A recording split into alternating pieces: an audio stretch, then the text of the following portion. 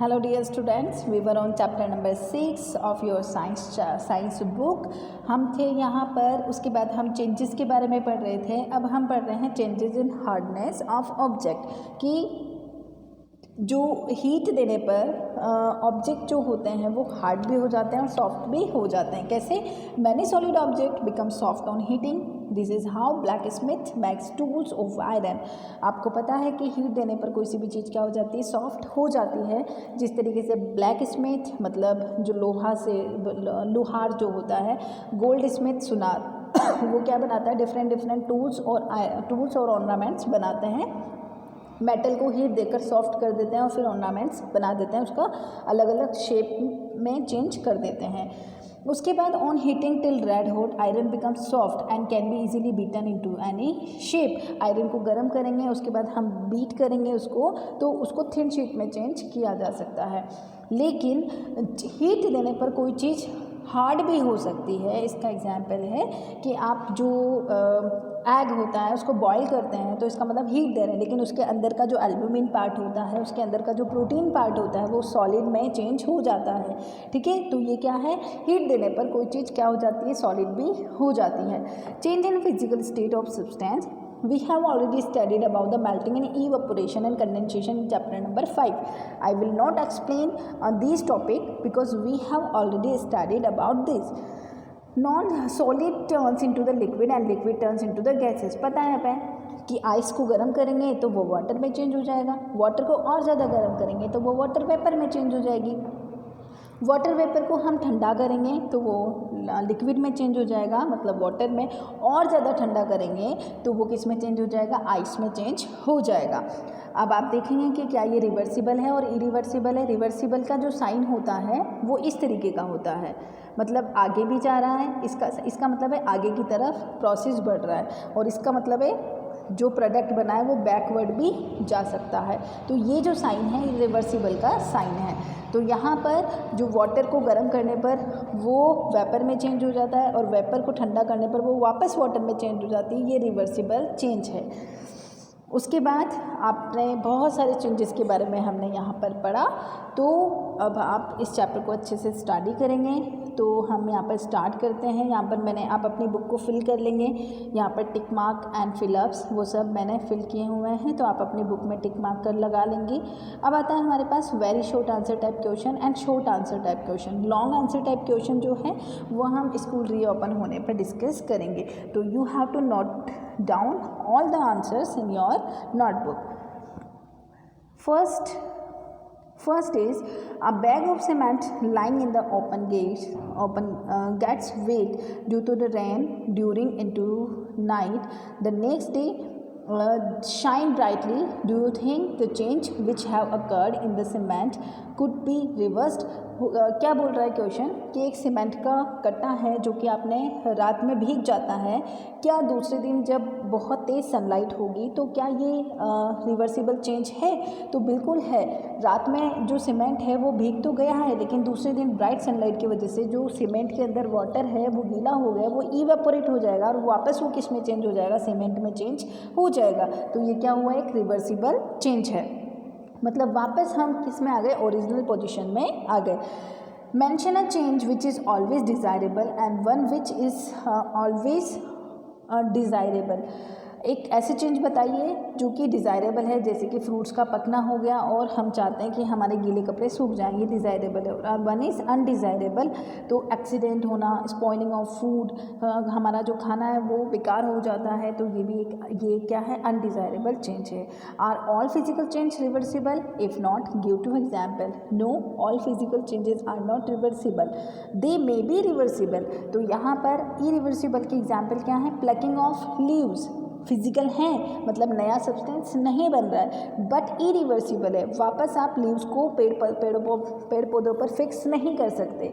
Tearing of paper, आपने page फाड़ दिया तो ओरिजिनल पोजीशन में वापस वो पेपर नहीं आ सकता. तो ये क्या हुआ? फिजिकल तो है लेकिन इरिवर्सिबल भी है। To walk through a water logged area, आप बहुत जहाँ पर पानी भरा हुआ है वहाँ पर जाते हो और आप अपनी पैंट को फोल्ड कर लेते हो ऊपर की तरफ ताकि आपकी पैंट गीली ना हो। क्या ये एक रिवर्सिबल चेंज हो सकता है? बिल्कुल हो सकता है। आपने अभी पैंट फोल्ड की है, लेकिन जब जहाँ पर आप जो रोड है वहाँ पर पानी नहीं भरा होगा तो वापस अपनी पैंट को आप ओरिजिनल पोजीशन में ले आएंगे, नीचे कर लेंगे आप उसे, तो ये एक रिवर्सिबल चेंज हुआ। अब आता है हमारे पास give any 2 example where the substance become harder on heating and 2 example where the substance become softer on heating. जो गर्म करने पर कोई चीज़ सॉफ्ट हो जाती है तो उसका example, give 2 example where a substance become harder on heating. अब आप इसमें तो ये यहाँ पर मैं लिखना भूल गई हूँ, तो इस चीज़ को आप सही कर लें। यहाँ पर आएगा substance become harder on heating.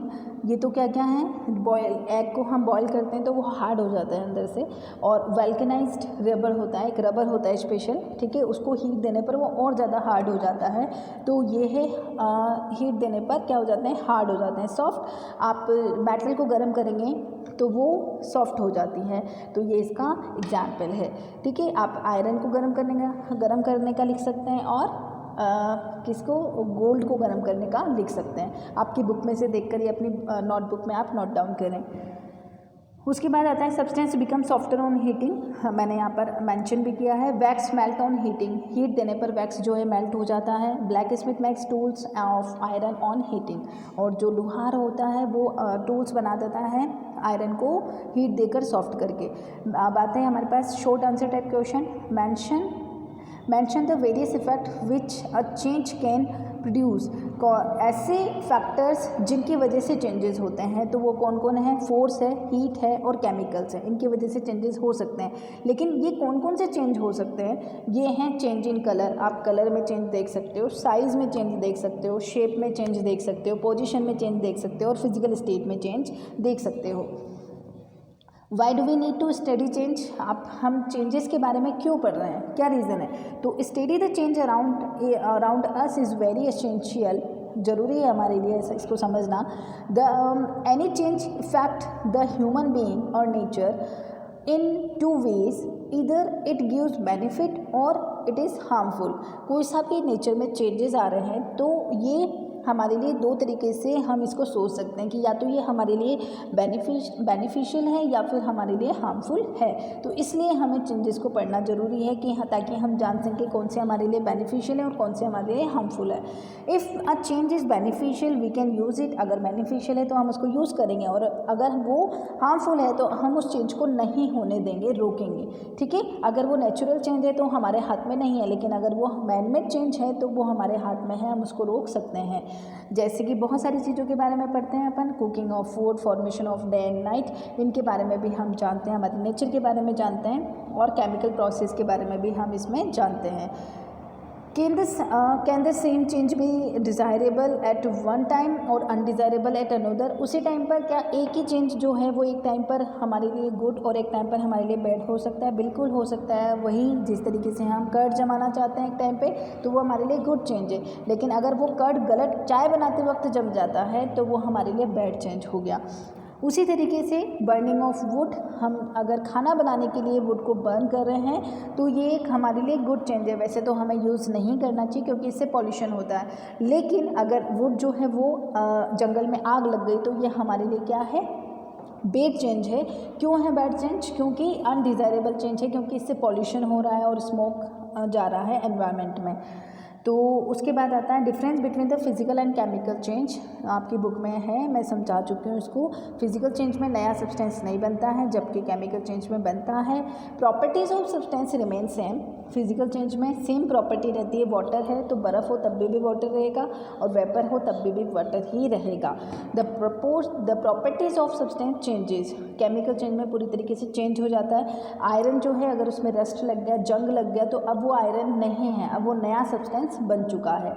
It mostly reversible, physical change generally reversible होते हैं, जबकि जो केमिकल चेंज होते हैं वो इरिवर्सिबल होते हैं। It is temporary, physical change थोड़े टाइम के लिए होते हैं, जबकि केमिकल चेंज परमानेंट होते हैं, आप वापस बैक डायरेक्शन में नहीं जा सकते। What are the periodic and non periodic motion, वही स्टार्टिंग में ही था हमारा ये वाला टॉपिक कि जो पर्टिकुलर टाइम इंटरवल पर अपने आप को रिपीट करे तो उसको हम बोलेंगे पीरियोडिक, और जो पर्टिकुलर टाइम पीरियड पर अपने आप को रिपीट नहीं करते हैं वो चेंजेस नॉन पीरियोडिक चेंजेस कहलाते हैं, जैसे दिन और रात का बनना, ठीक है, उसको हम बोलेंगे पीरियोडिक चेंज। और उसके बाद जो नॉन पीरियोडिक चेंज है, जैसे कि बाढ़ का आना हो गया, बारिश का आना हो गया, अर्थक्वेक हो गया, ये सब क्या है, non periodic change. How can a smaller iron rim be fitted on a larger wooden wheel, कैसे हम एक वुडन व्हील है उसके ऊपर हम लोहे की रिम चढ़ा सकते हैं, कैसे हम लोहे की रिम को गर्म करेंगे ताकि वो एक्सपेंड हो जाएगा, उसके बाद हम उसे वुडन व्हील पर चढ़ा देंगे और उसके बाद वो ठंडी होगी, जो आयरन है वो ठंडा होगा और किस पे फिट हो जाएगा, उस वुडन व्हील के ऊपर वो अच्छे से फिट हो जाएगा। तो हीट देकर हम आयरन को एक्सपेल कर सकते हैं, उसके बाद हम उसको वुडन व्हील पर चढ़ा सकते हैं। List the difference effect produce on the object on heating and cooling. Heat देने पर क्या होता है, चेंज इन साइज़ में चेंज हो जाता है, उसका हार्डनेस जो है वो चेंज हो जाता है, या तो सॉफ्ट हो जाएगा या हार्ड हो जाएगा, और उसके फिजिकल स्टेट में भी चेंजेस आ जाते हैं, ठीक है। तो इस तरीके से हमारा चैप्टर नंबर 6 जो है साइंस का वो कंप्लीट होता है। You have to learn this chapter, first of all you have to read properly this chapter and learn all the question answer, and you have to note down all the question answer which I have provided you in form of PDF. Okay my dear students, till then take care and keep studying.